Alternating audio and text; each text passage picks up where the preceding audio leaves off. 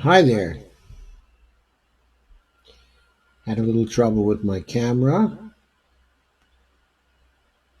The broadcast still seems to be here though, so I think everything is okay. I still have to share to a couple of pages, so please be patient.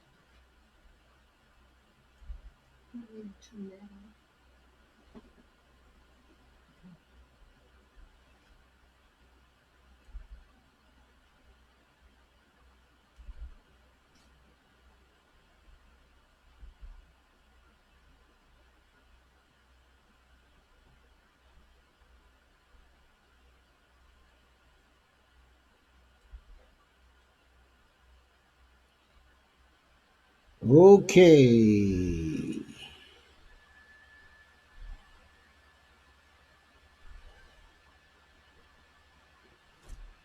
Okay, here we are again. There's Dolores and Bonnie. Hi. Thank you for coming. And Jeffrey Denton has joined. Hi, Jeffrey. Nice to see you.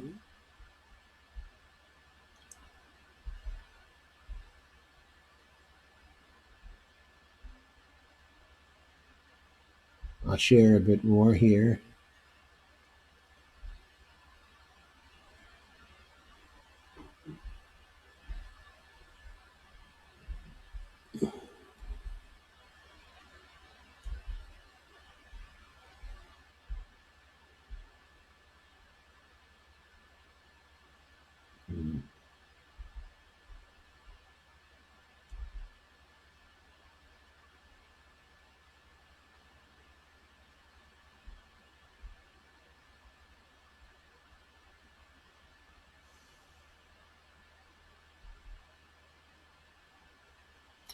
Hey, Lana, how are you? Please share this as much as you can. I'd appreciate that. And please share, like, and subscribe the video on YouTube when this goes up soon after I finish this, the Facebook version. Hi, Devora. How are you, honey? Devora is my daughter, so I can call her honey if I want.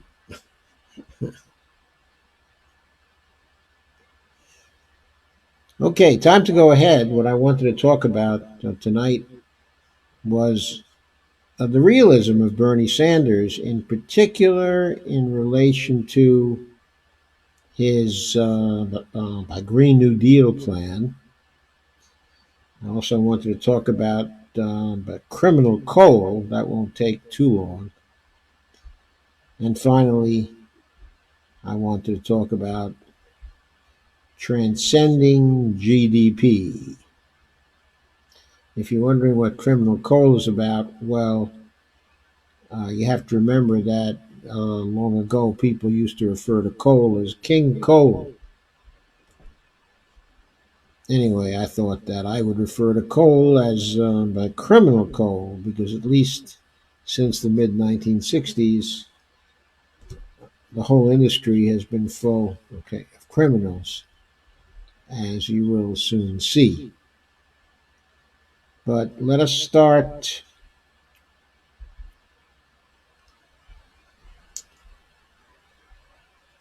with the realism, Bernie Sanders.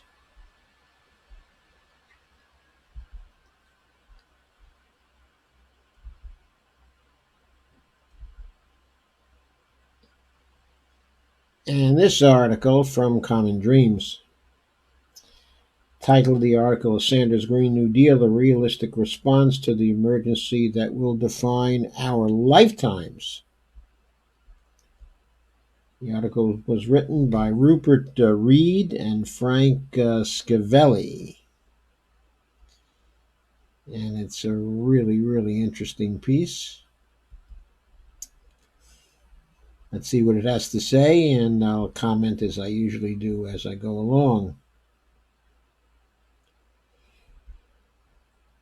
On November 14th, the New York Times published an article which discussed the Green New Deal as proposed by Senator Bernie Sanders, claiming to speak for, quote, experts, unquote, and framing the article around what readers were led to believe were authoritative opinions.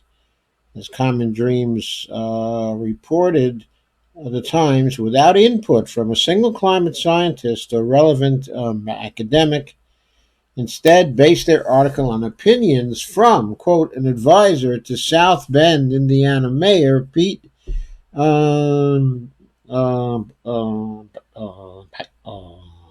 Peter Buttigieg, the business professor, and maxed out Hillary Clinton donor. That's not Pete, but that's the advisor to Pete, and a Democratic strategist who does PR work for the chemical industry.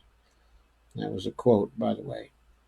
This assembled cast took a predictably dim view of Sanders' massive dual-purpose environmental and economic plan, which like FDR's original New Deal, aims to fundamentally reshape the social and economic fabric of the United States, this time in an ecological as well as pro-worker direction.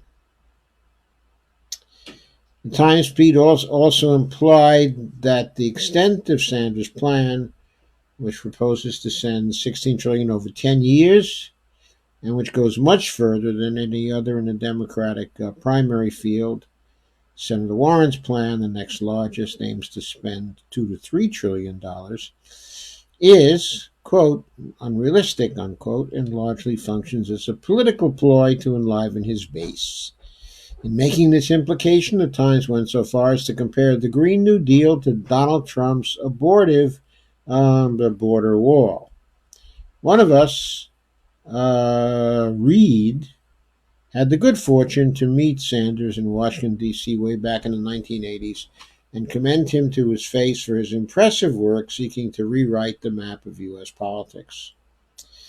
Senator Sanders has consistently been raising the alarm on global overheating for decades now, and is mirrored in his concerns by every relevant individual and organization which has assessed the threat posed by climate breakdown and by ecological collapse. I'm not sure that's true because I got to think the New York Times has assessed the threat that's posed by climate breakdown, okay, and ecological collapse.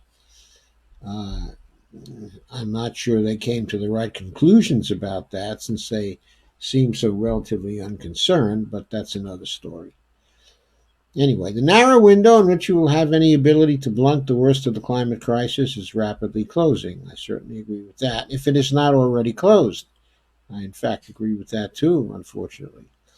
It is clear that more and more people feel an unimaginable threat to themselves, their children, and to all life on this planet looms over the horizon, and for many is already here. Quote, it is estimated that without profound change to our way of life, 1 million species could be extinct by 2030 or so. Sorry, folks. And possibly half of all species alive today will be exterminated by 2050.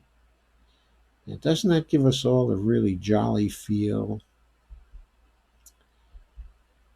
Activists in major cities willing to face arrests by the thousands, children striking from school, crying and excoriating assembled world leaders at the United Nations, are only the most visible bubbling up of a collective fear and trembling felt by hundreds of millions, and particularly by young people who, unless fundamental change begins immediately, face a century of nightmares and the likely collapse of global society. Yet, corporate media outlets, such as the New York Times and their allies in the major political parties, while paying lip service to the threat posed by climate breakdown and ecological collapse, continue by and large to undermine any real attempts at critical action. Had the Times actually consulted the experts, they would have recast the issue along the following lines. Global CO2 production is increasing rather than decreasing. The year 2018 saw a 3% increase in emissions from 2017, and 2019 will see an even larger increase. Feedback mechanisms are already kicking in, which could doom even the most vigorous attempts conceivable to halt climate breakdown, and ecological disintegration. The oceans, which have absorbed more than 90% of the heat caused by greenhouse gases, and as a result are acidifying at 10 times the rate seen in the last 300 million years, may well be nearing the end of their ability to do so, the likely proximate cause of the rapid uptake in warming since 2014. We await, within years, the first ever ice-free Arctic summer in our history, known as the Blue Ocean Event, and with it the loss of the albedo effect. Ice deflects 90% of incoming solar energy. Water absorbs almost all of it. The same amount of energy which will turn solid frozen ice at 32 degrees Fahrenheit into liquid water at 33 degrees Fahrenheit, when applied to the same water at 33 degrees Fahrenheit, will heat that water to 176 degrees Fahrenheit. Methane release, the most feared of the feedback mechanisms, is beginning to bubble up from Arctic permafrost. It is totally unknown to what extent the methane could cause further warming. There is estimated to be the equivalent of 1.5 trillion tons of CO2 locked in the permafrost. 2 times that which we have released since the industrial revolution. It is entirely within the realm of possibility that even if all man-made carbon emissions cease today, the feedback heating results from the methane release and loss of the albedo effect could still send the planet hurtling into a hothouse Earth scenario. That's quote unquote on hothouse Earth.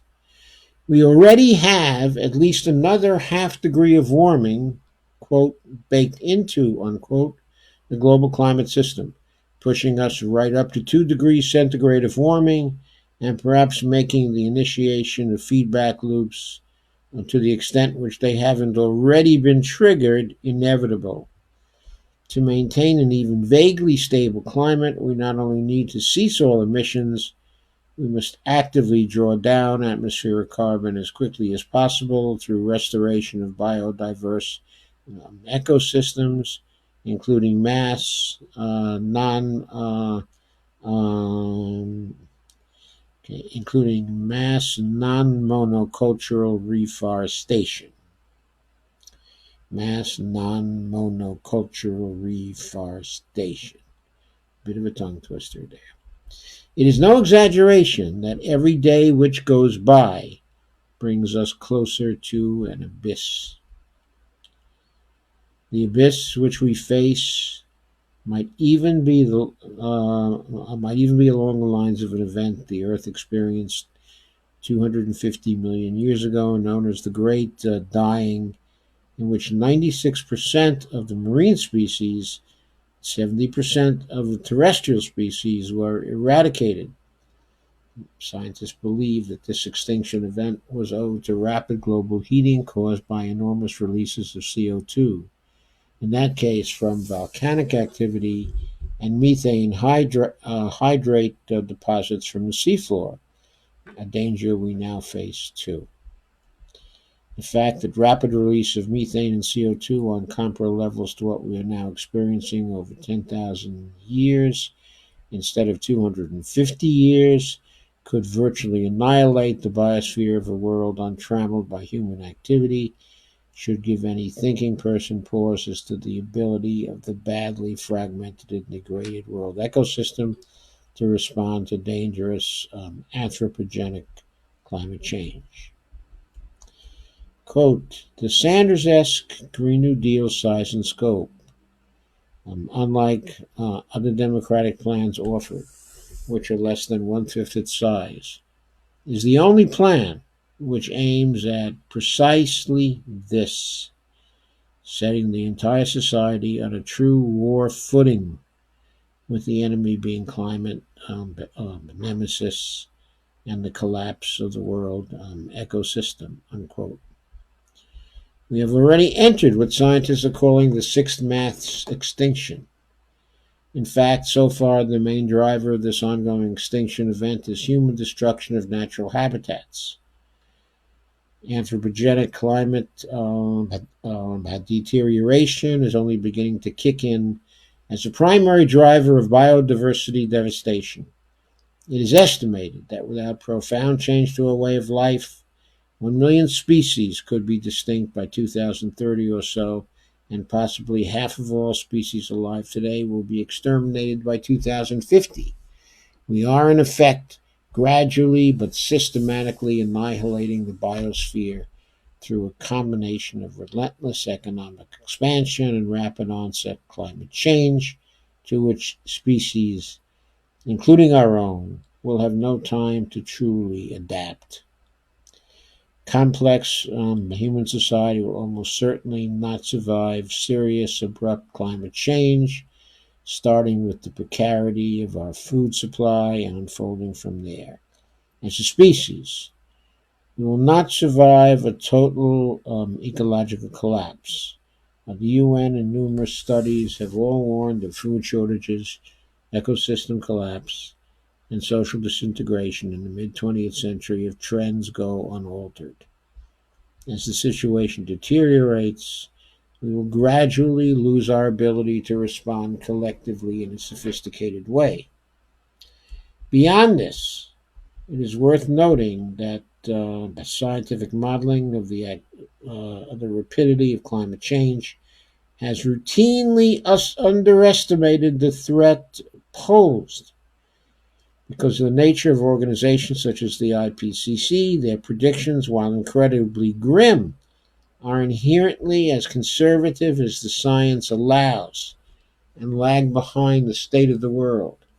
Outcomes have fairly consistently been on the most extreme end of IPCC predictions, sometimes beyond these, as in the case of ice melt, which has exceeded supposed worst-case scenarios. Studies and IPCC reports which highlight these threats frequently cite the need for a wartime-type mobilization to stave off the worst effects, evoking the retooling of the U.S. and the world economy in the 1930s and 1940s in response to the Great Depression and the Second World War. The Sanders-esque Green New Deal's size and scope, unlike other Democratic plans offered, which are less than one-fifth its size, is the only plan which aims at precisely this, setting the entire society on a true war footing, with the enemy being climate nemesis and the collapse of the world ecosystem.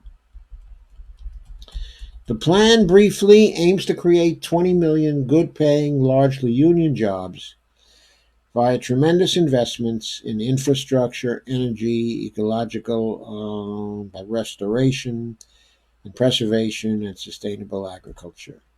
Will convert the power grid to 100% renewable energy by 2030 and completely decarbonize the economy by no later than 2050, no easy feat since the United States has not invested in the modernization of its energy system and transportation infrastructure in decades. It should be noted that far from being overambitious as critics claim, this plan is in fact underambitious from the perspective of extinction rebellion. Under the Green New Deal, the United States will lead the world in change and will invest in and encourage similar steps abroad. It is amazing that so many effusively, quote, patriotic, unquote, Americans who regularly make proclamations of American exceptionalism oppose the Green New Deal. Declarations of American greatness implicitly hearken to the omnipresent national myth of the country's character and experience during the Second World War / mid 20th century period, which Trump knowingly evokes in his pledge to, quote, make America great again, unquote. The same people in both political parties and throughout the media who lionize this era of U.S. history when America enacted the New Deal had one third of the workers um, having um, having a union membership, which by the way is now less than 7% in the private sector, and a 90% tax rate on personal incomes over 3.5 million. That's in 2018 dollars under a Republican president, General Dwight Eisenhower. Now do not want the United States to lead the world in meeting the greatest challenge humanity has ever faced. Scientists have recently estimated that planting 1 trillion trees in and of itself could draw down as much as two-thirds of the CO2 we have emitted since 1750. This kind of massive undertaking requiring enormous public investment and coordination is exactly the type of solution on offer in the Green New Deal. With its pledge to create to create uh, 20 million jobs funding ecological restoration, mitigation of climate change, and infrastructure work in the process fundamentally transforming American society. The Green New Deal, from a realistic ecological perspective, is far from perfect.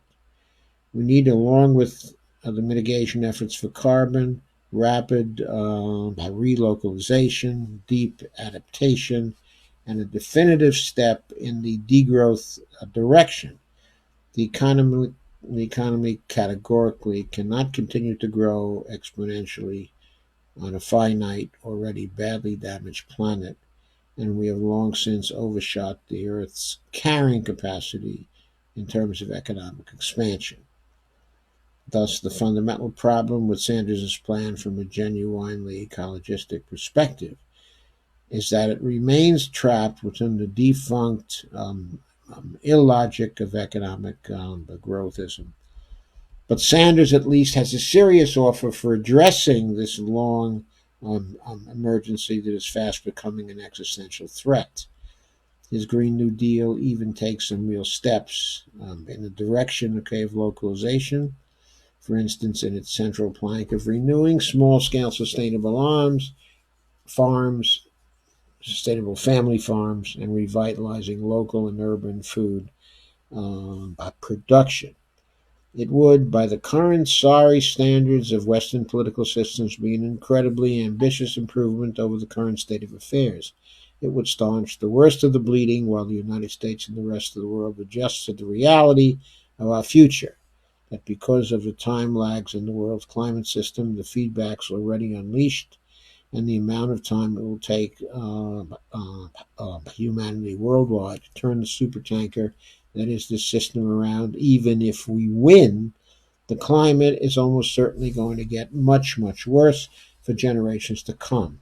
It is effectively only a question of how much worse things will get. And there are several very different futures available to us, some unimaginably worse than others. Okay, by the way, another plank in Santa's agenda, which could be in the direction, okay, of localization,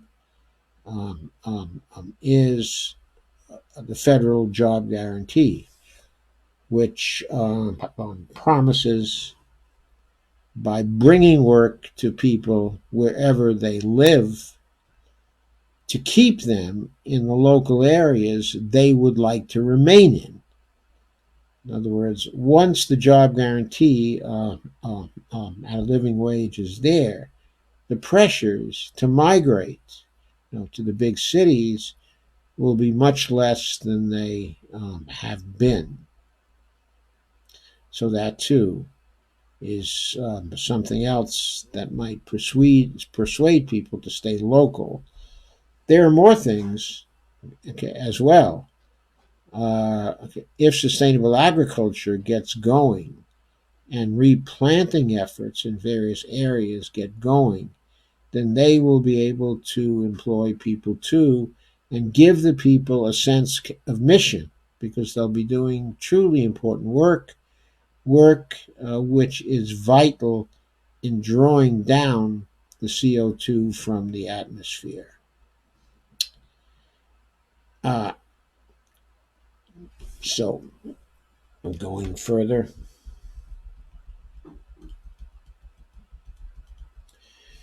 quote, the beautiful coincidence is that the very things we need to do in order to address the climate and ecological emergency are in almost every case the very things we need to do in order to improve our lives and livelihoods from the far sorry state that they are currently in, unquote. Our task over the next century and beyond is to save and shelter whatever we can of the biosphere to pass on to our future generations, and in doing so, adapt new ways of thinking of our society in connection with the earth, which do not rely on unthinking exploitation and endless economic growth, quote unquote. Perhaps growth could be thought of in new ways, no longer the exponential growth of our economy, but a growth in our spiritual depth, our connection with each other, the animals and the world around us, a growth in the emotional intelligence of our whole species, of our appreciation for the arts, of new discoveries and technical expertise, a growth in the real joys of life. For make no mistake, if we get the transformation that is inevitably coming right, then even in the face of the tragically inevitable climate deterioration that we are now committed to for some time to come, the lives of most of us can actually improve as we relocalize ourselves, rediscover community, reduce loneliness, also reduce the drivers of obesity, and feed instead the drivers of good health. The beautiful coincidence is that the very things we need to do in order to address the climate and ecological emergency are in almost every case the very things we need to do in order to improve our lives and livelihoods from the starry state indexed by the huge increase in mental ill health over the last two generations they are currently in. Sanders' plan is flawed, in particular in that it remains committed to an increasingly impossible, outdated vision of economic growthism, but in its level of ambition, it deserves nothing but praise. Compared to the offer of the other Democratic candidates, it is far closer to the mark. I want to remark here that I'm not convinced that it remains committed to increasingly impossible, outdated vision, okay, of growthism, economic growthism. Yes, it seems to be pointed towards the growth in certain economic indicators, as, for example, in GDP. But the way we measure, okay, our GDP, all manner of activities can contribute to GDP. It's economic activity that actually contributes to GDP. That's what GDP is actually measuring. And there can be economic activity that is activity with respect to which people exchange their dollars. There can be that kind of activity, and it can even speed up without the use of the critical materials that contribute to climate change. There can be new kinds of economic activity that do not need to contribute to climate change. If we focus on those kinds of activities, and the Sanders Plan may well do that, then it isn't clear that it is subscribing to an outdated vision of economic growthism. Uh,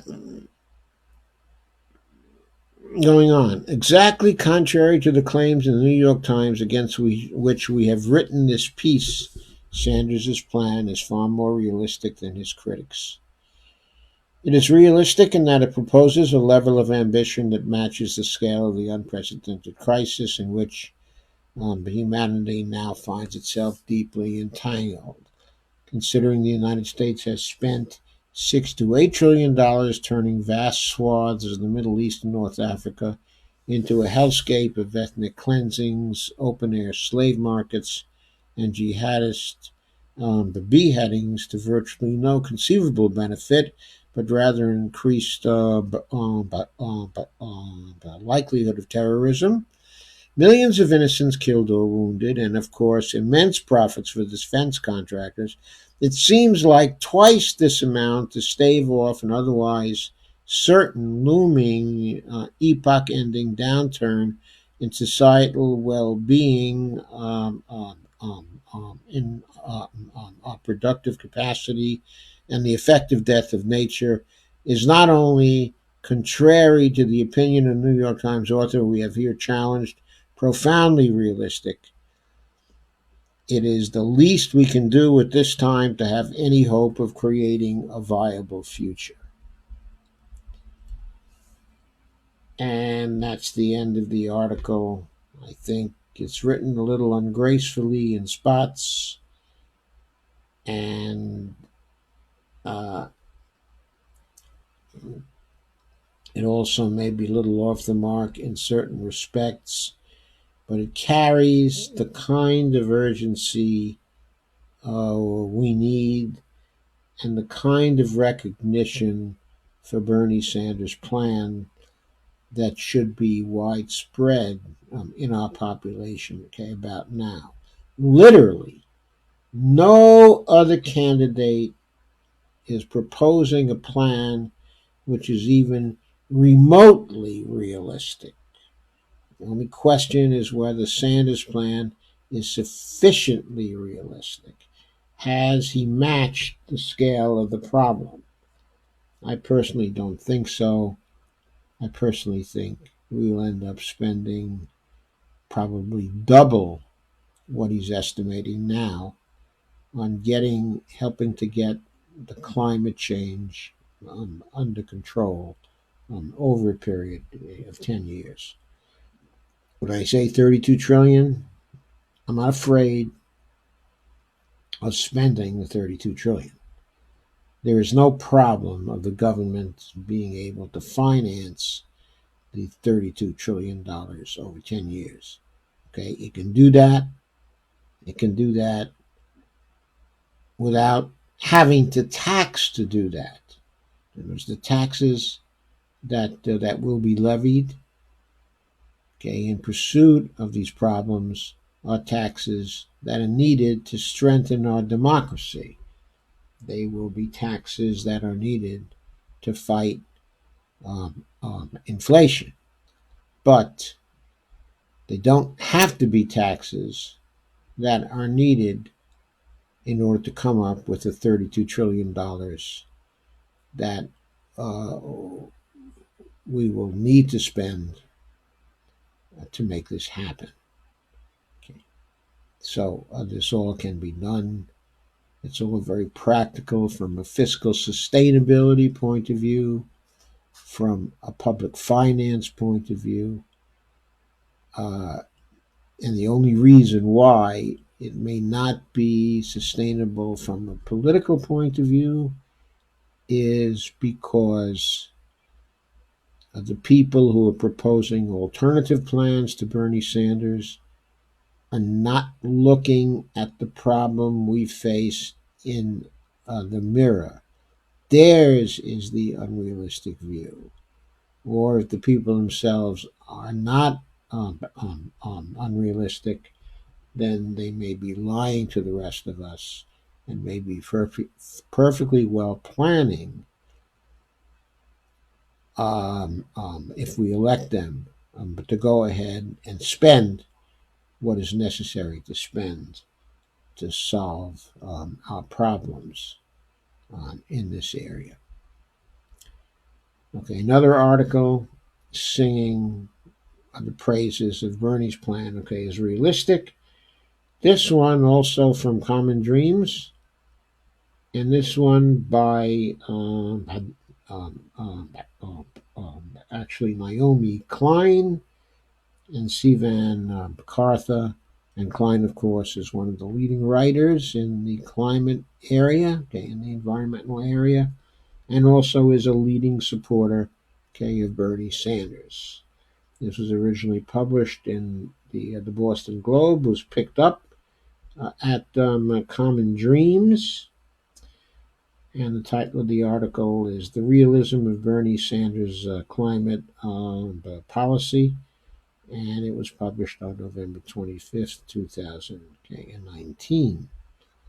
I will now use Clearly so you can get a better view of the article as I go through it.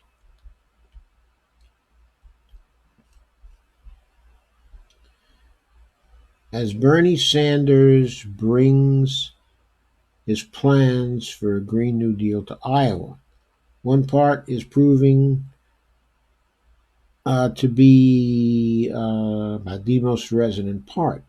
The idea that as our economy rapidly shifts to renewable energy, power companies should be publicly owned and controlled, and the biggest of the polluters should help to underwrite the costs. Interestingly, this is the part of the Sanders plan which builds on the resolution introduced by Representative Alexandria Ocasio-Cortez of New York and Senator Ed Markey of Massachusetts that has received the most pushback from media commentators, who've been quick to dismiss public ownership over renewables as impractical and radical. Yet, for many Iowans, it is precisely these parts of the Sanders plan that make it most exciting. Plenty of Iowans support renewable power and feel a tremendous sense of urgency about the climate crisis. After all, their communities are facing historic flooding and their crops are dying as a result of both record-setting heat and cold.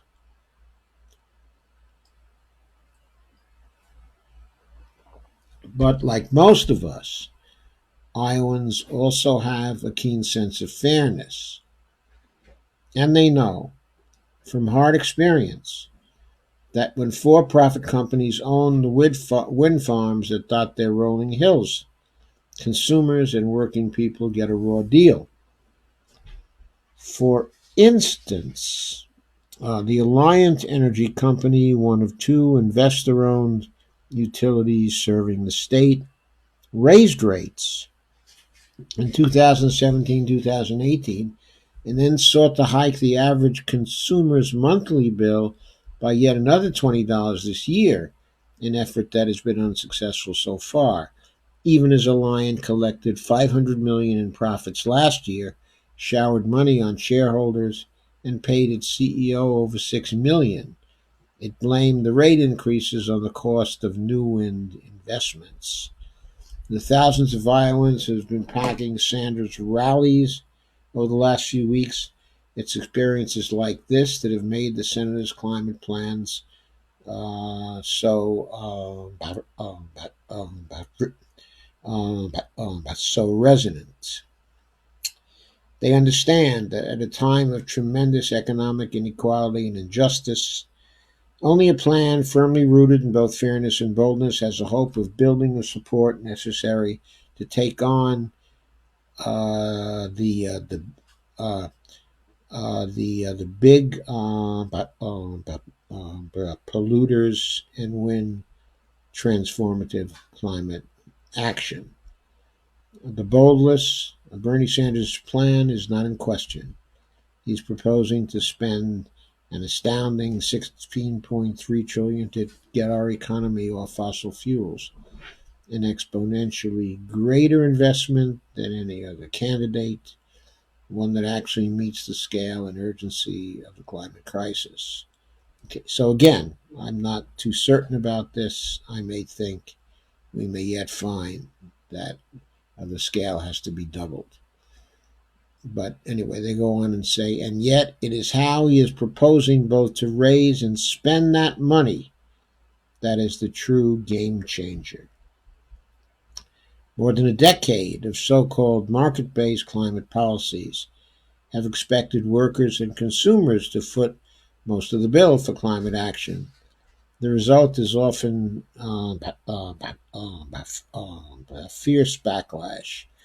In Chile, an increase in public transit fees sparked the recent uprising, and in France, an increase in fuel costs did the same. As in Iowa, it's not that people are opposed to climate action.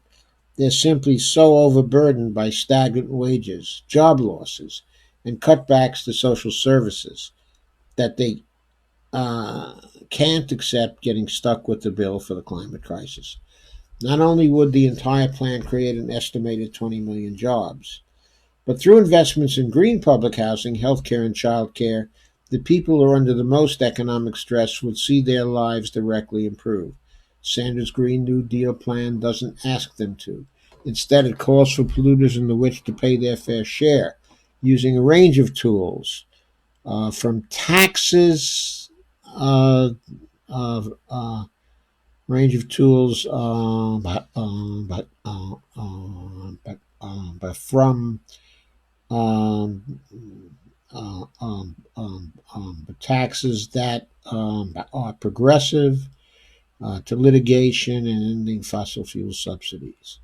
And rather than watching the profits from a renewable energy revolution flow into the pockets of shareholders and executives, the publicly owned utilities would keep the profits in communities when they can help pay for badly needed services. Not only would the entire plan create an estimated 20 million jobs, but through investments in green public housing, healthcare, and childcare, the people who are under the most economic stress would see their lives directly improve. Far from an unrealistic fairy tale, this approach, which fuses climate action with the battle to end poverty and close stubborn inequalities, may well be the only way to build mass support for an economic shift on the scale. Okay, in other words, climate action has to be fused with climate justice as well.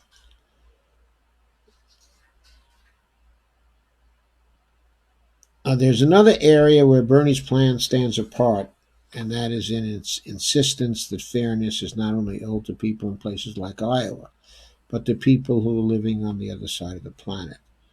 Here are the hard facts. Even if we stopped emitting greenhouse gases tomorrow, the United States would continue to warm because of the rest of the world's emissions. In other words, the reason to rapidly decarbonize is in large part to motivate other countries to quickly do the same. But how do we do that? Once again, fairness is key. The United States has contributed the most to the problem, spewing the largest share of the greenhouse gases that over time have accumulated in the atmosphere and now threaten to smother our planet. And we're a technologically advanced country that gets the greatest share of the world's total annual income, thus can contribute the most to solving the problem. In this fundamentally global crisis, America bears the largest share of ethical duty, which means that if we hope to catalyze the world into action, we'll need to take the biggest steps, cutting domestic emissions at a breakneck pace while helping poorer countries to do the same. Sanders' plan takes the idea of fair share seriously, on top of its massive low carbon mobilization in the United States. It commits to a huge push to collaborate with poorer countries to support their transitions. Accordingly, the plan puts a game changing sum on the table, a $200 billion contribution to the UN's Green Climate Fund, which supports projects across the global south to reduce emissions and cope with the climate impacts.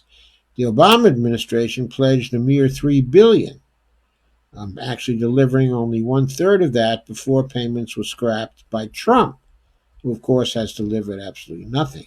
The Sanders campaign also recognizes that in some cases, no amount of money can keep people on parched or flooded land.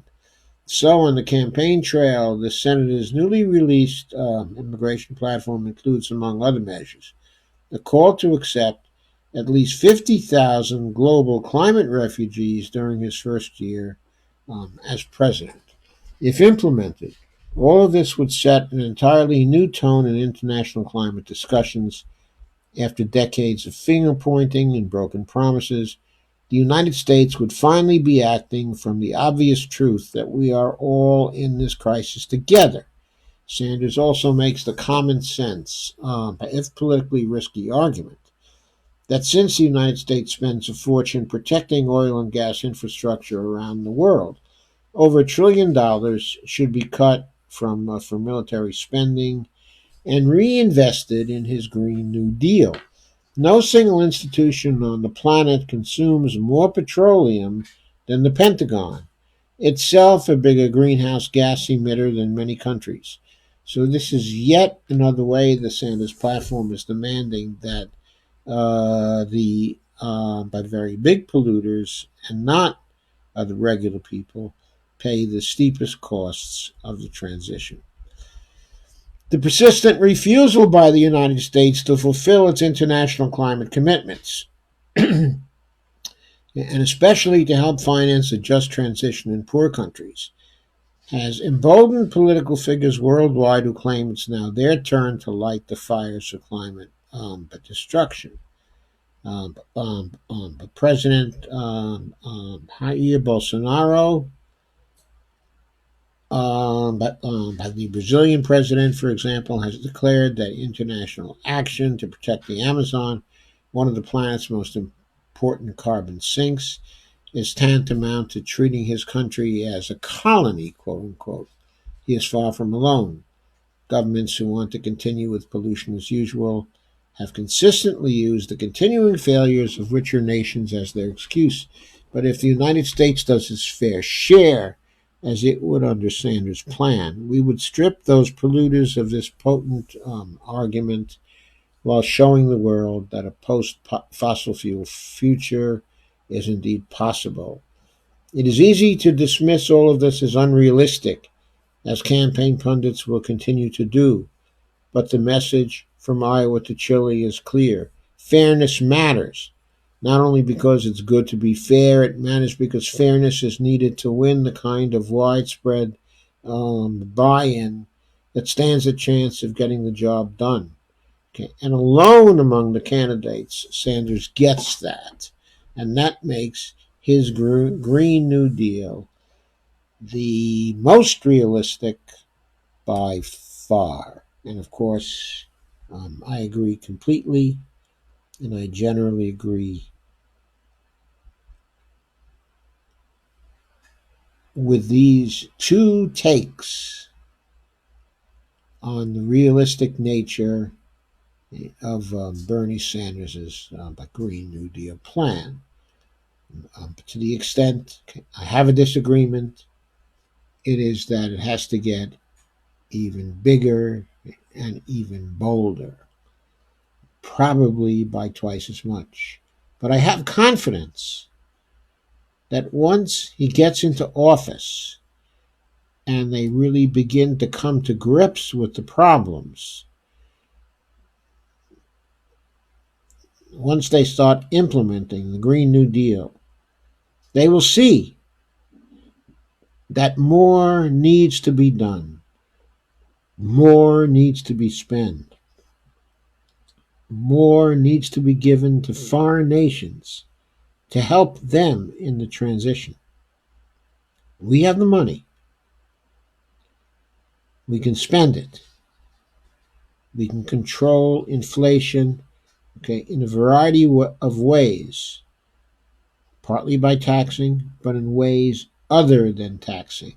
There are many different tools that we have available to control inflation, as we've made clear in some other live streams. So the point is, we can't afford that. We can't afford $32 trillion or $30 trillion to pay for Medicare for all. We can afford a similar amount to pay to literally save the lives of ourselves, our children, and to save our species, okay, and also millions of other species, okay, as well. So that's what I have to say tonight about the realism of the Green New Deal plan. It's the only plan thus far that is even remotely realistic. Even remotely realistic. So we've got to give the guy who developed that plan his chance at making it even more realistic as he begins to grapple with the problems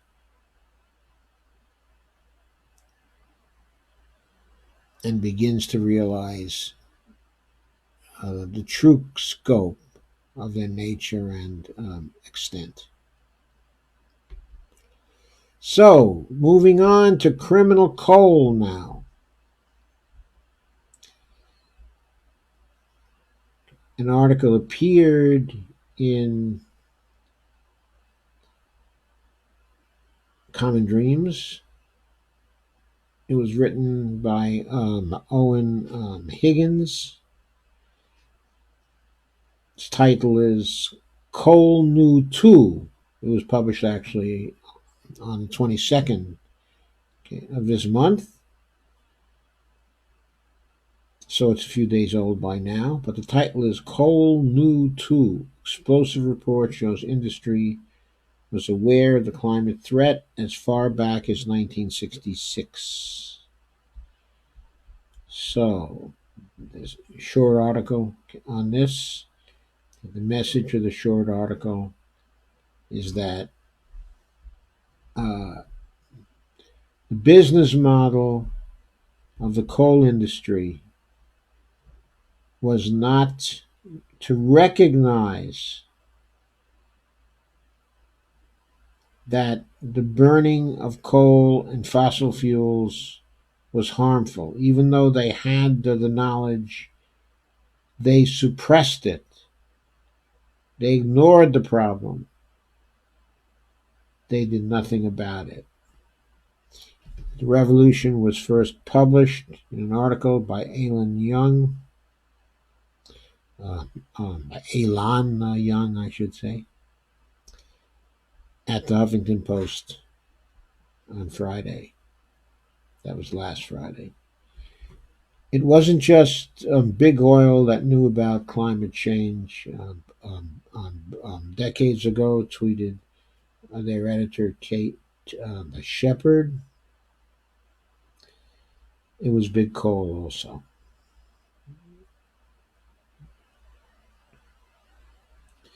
The story uses a discovery by Chris Cherry, a professor of civil engineering at the University of Tennessee in Knoxville, to show industry foreknowledge of the ramifications of extractive technologies over 50 years ago. Cherry found the evidence in a 1966 copy of the Mining Congress Journal he was given by his father-in-law. And there's an article there that the quote is reproduced. And it basically recognized that the changes in temperature caused by the increases in CO2 will cause the melting of the polar ice caps, which in turn would result in the inundation of many coastal cities, including New York and London. And the article recognized also the role of nitrous oxide, and I believe of methane too.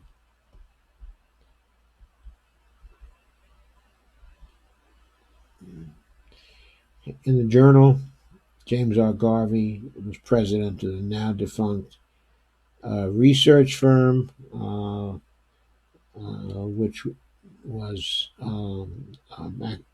actually Bituminous Coal Research Incorporated, describes the future consequences of coal. There's evidence that the amount of CO2 in the Earth's atmosphere is increasing rapidly as a result of the combustion of fossil fuels. If the future rate of increase continues as it is at the present, it has been predicted that because the CO2 envelope reduces radiation, temperature of the Earth's atmosphere will increase, and that vast changes in the climate of the Earth will result. And McGarvey added that the result of these changes would include the melting of the ice caps and rising seas.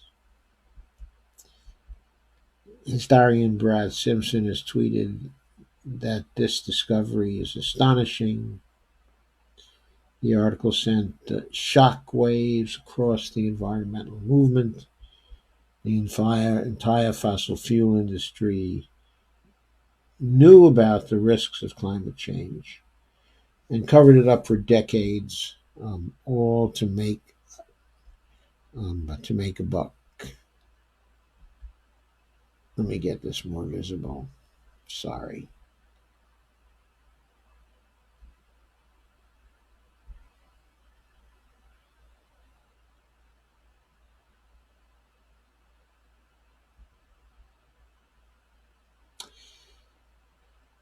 Quote, the entire fossil fuel industry knew about the risks of climate change and covered it up for decades to make a buck, said Earther reporter Brian Kahn. As Young writes in her article, though, it's difficult to know what the revolutions in her reporting will result in as far as damages or accountability. Quote, even as the Trump administration has promised a coal resurgence and rolled back Obama era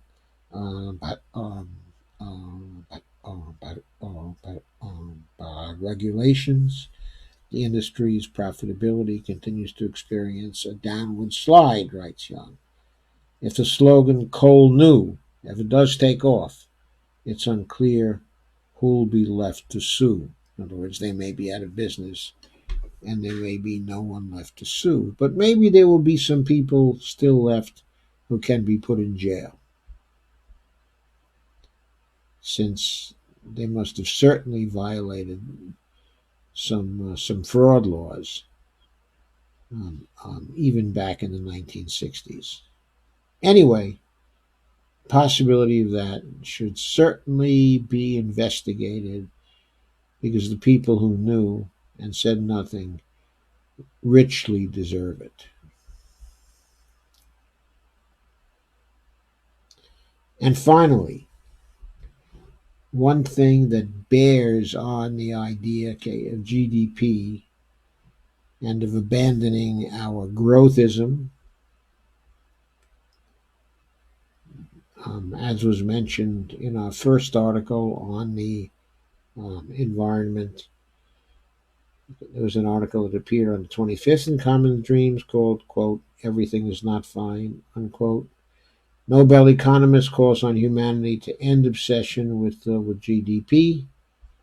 Joe Stiglitz, who's been on a campaign to end our devotion to the GDP statistic, has actually been doing this for a long time, but he has a new book. The article, by the way, was written by John Quealy, who's a staff writer for Common Dreams. They have a number of good staff writers. as we've seen in previous live streams.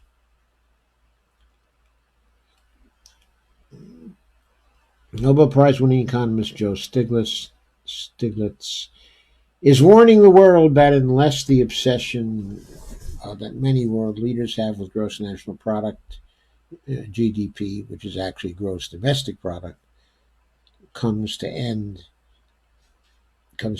end, there will be little chance of adequately fighting back against the triple threat of climate destruction, the scourge of financial inequality, and the crises of democracy now being felt around the globe. In an op-ed published on Sunday in The Guardian, Stiglitz says that these interrelated crises of environmental degradation and human suffering have solidified in his mind the idea that something is fundamentally wrong with the way we assess economic performance and social progress. Defining GDP as the sum of the value of goods and services produced within a country over a given period, Stiglitz points to the financial crash of 2008 and the so-called recovery which has taken place in the decades since, as evidence that the widely used measurement is not up to the task of providing an accurate assessment of the economy, let alone the state of the world or the people who are living in it. It should be clear that in spite of the increases in GDP, in spite of the 2008 crisis being well behind us, everything is not fine, writes Stiglitz, and quote again, we see this in the political discontent rippling through so many advanced countries. We see it in the widespread support of demagogues whose successes depend on exploiting economic discontent, and we see it in the environment around us, where fires rage and floods and droughts occur at ever increasing intervals. Unquote. A central argument of his new book, co-authored by fellow economists Jean-Paul Fitoussi and Martine Duran, entitled, quote, Measuring What Counts, the Global Movement for Well-Being, unquote, Stiglitz says that studying the last 10 years of the global economy has showed him with increasing clarity why governments, quote, can and should go well beyond GDP, unquote, especially with the climate crisis knocking down the planet's door. He writes, if our economy seems to be growing, but that growth is not sustainable because we're destroying the environment and using up scarce natural resources, our statistics should warn us. But because GDP didn't include resource depletion and environmental degradation, we typically get an excessively rosy picture. These concerns have now been brought to the fore with the climate crisis. It has been 3 decades since the threat of climate change was first widely recognized, and matters have grown worse faster than initially expected. There have been more extreme events, greater melting of glaciers and greater natural habitat under destruction.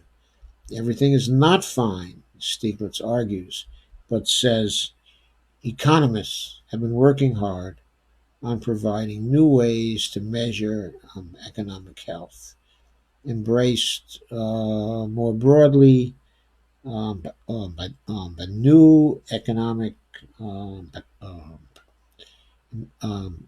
embraced more broadly new economic measures that include accounting for human happiness and environmental well-being could help change the course of humanity. As he notes in the op-ed, quote, if we measure the wrong thing, we will do the wrong thing, unquote.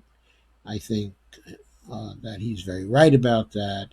And I also think we've been measuring the wrong thing. We've been measuring the wrong thing for many, many years. And because we have been measuring only or primarily this wrong thing, that is one of the reasons why we have ignored the worsening of the climate crisis for so long. It was easy for administrations to focus on growth, on the GDP, on levels, okay, of unemployment, as measures. Well, actually, mostly they focused on growth and worried about inflation. And if the growth was okay, they kind of ignored anything else. And it wasn't even if the growth was okay, but if the macroeconomic growth, okay, was okay, that implied for our decision makers that everything therefore must be okay. However, generally speaking, it has not been okay, as well as, excuse me, my camera appears to have given out. Let me see if I can easily turn it on again. May be able to. Sometimes this works. Sometimes I have to be a little more drastic. Bear with me, please. Pretty sure my sound's still all right.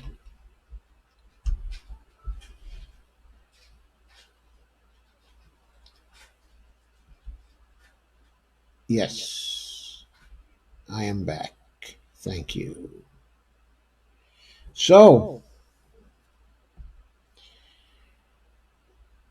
what we've been doing for 30 years, basically, and long before that, actually, what we've been doing through the 60s is focusing on our GDP and things like our debt to GDP ratio. And we have had very little emphasis on measuring well being, in spite of the fact that there were social indicators to do this that were developed back in the late 60s and the 70s. And there was a movement then, a social indicators movement, to measure various phenomena in the, shall we say, the softer side of the economy. Excuse me again, for some reason my camera has gone out again. I cannot explain why that happened, but you can still hear me, I think, can't you? So, in spite of that, all that nice and valuable social indicators work was kind of junked with the beginning of the Reagan administration, as so many other valuable things were discontinued and were ended and were junked. The social indicators of the movement was destroyed during the early years of the Reagan administration because, of course, he cut off all its funding.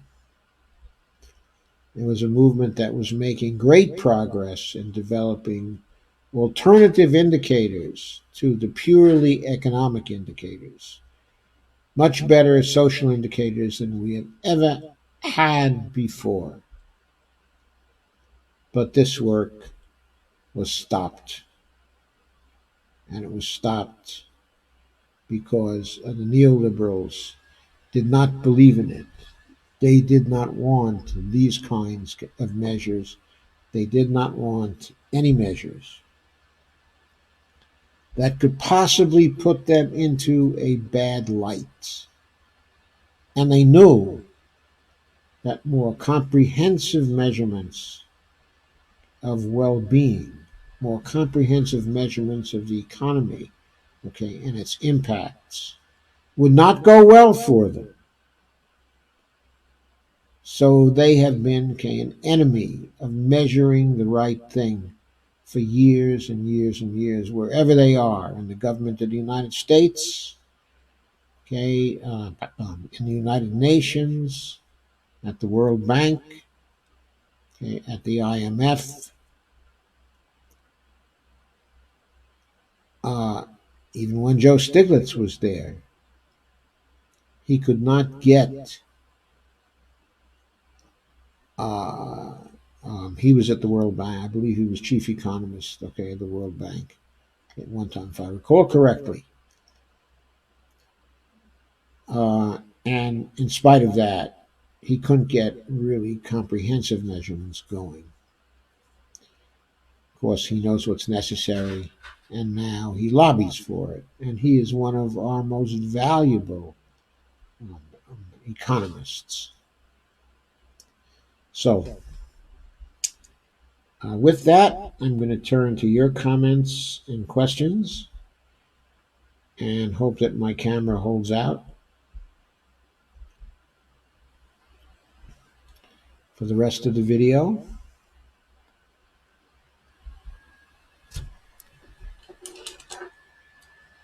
I see I have a group of you still here.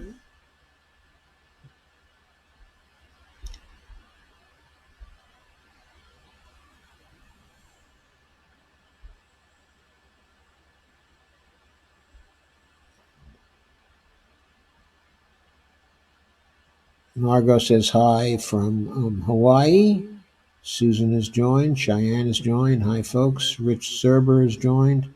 Steve Gonzo has joined. And Bonnie's joined again.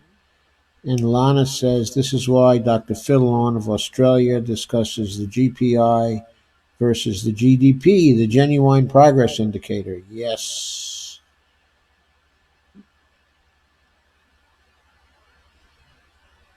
I saw Stiglitz at the going away dinner in Philadelphia for James Galbraith on the 2nd of January, 2 Januaries ago. The going away dinner for Jamie was his retiring from the presidency, right? He was retiring from the presidency of Economists for Peace and Security, right, Lana? And he was replaced, of course, by Stephanie Kelton. Okay. Tell me if I've got that right.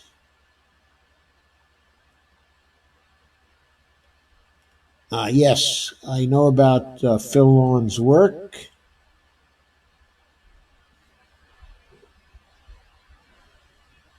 I know it's going to be very interesting work. There seem to be more enlightened people in Australia than here, and they support some good work, okay, of that kind. Yes, his departure as the president of the Economists for Peace and Security, right? Exactly. I think that was one of those meetings I had to miss for lack of financial capability to go. Phil is very lucky. He's a professor at an Australian school, and they provide some money. Okay, and Bonnie tells me that she's having trouble hearing me. Well, usually, my problem is that things are too loud, right? Is anybody else having trouble hearing me? If so, please let me know.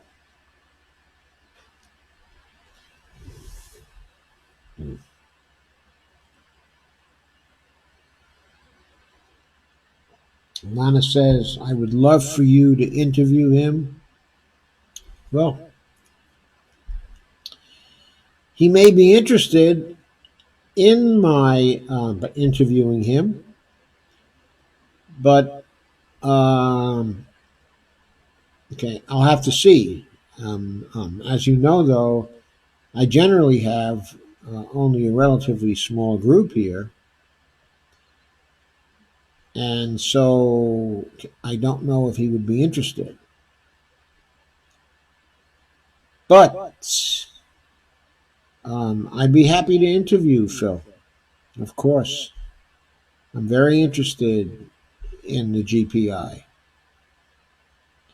and in all measures, okay, of well-being. I've had an interest in measures of well-being but since the 1970s.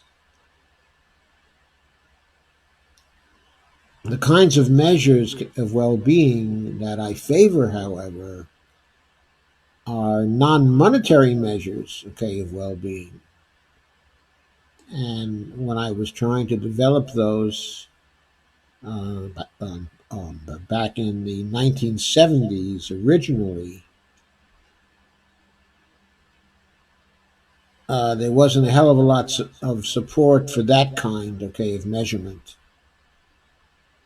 Economists tend to want to see measurement, okay, in dollars. Lana says he usually can be reached via Dr. Stephen Hale. Is that because Phil is not on Facebook or generally not on the internet?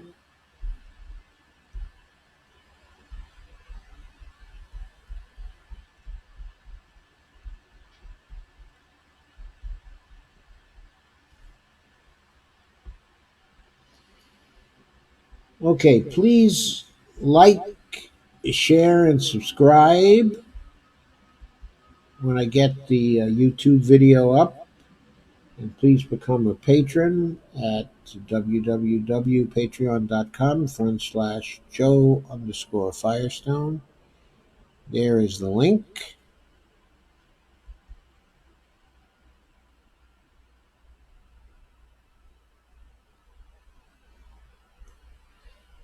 Let me check back. I'm correct about the internet, Lana,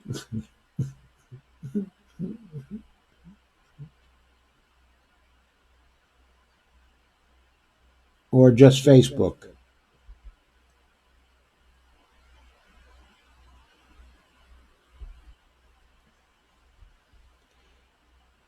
Okay, are there any more comments, okay, or questions?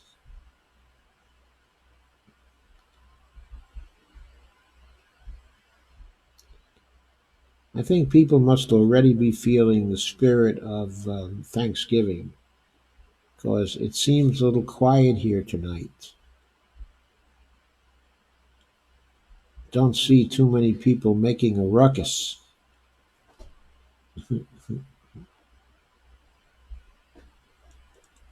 Lana says yes, he's tough to get a hold of.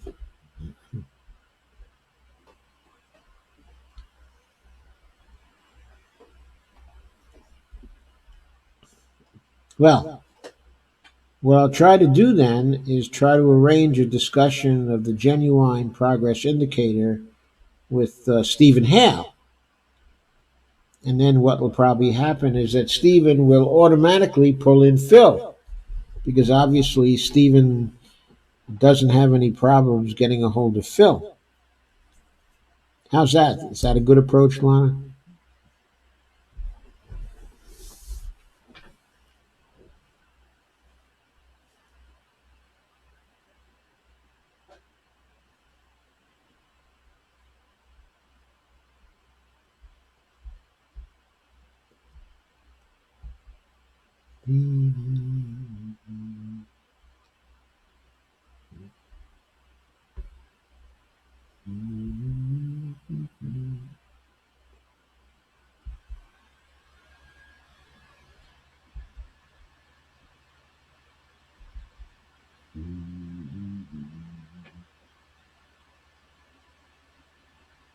Lana says, sounds like a winner. Okay. Good. Glad to be a winner on that score. Uh, okay. Thank you all for coming. I don't see very many other comments. So, since there's no desire for discussion, I think I'm going to call it a night.